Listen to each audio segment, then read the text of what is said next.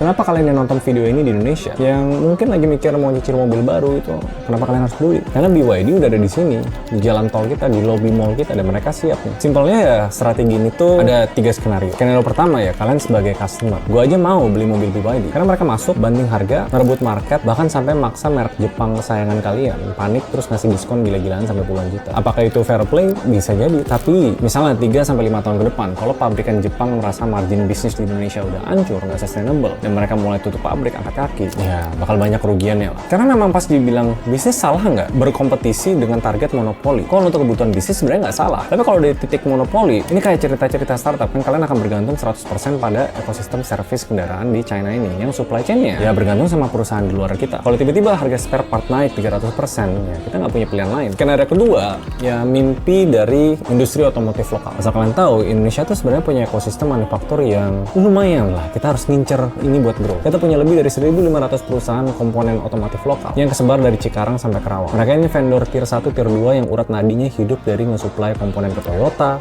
Honda, Daihatsu, Suzuki. Kalau produksi mobil Jepang di Indonesia turun, ya basically mereka bisa kena. Dan pertanyaannya, bisa nggak mereka habis itu supply partsnya BYD?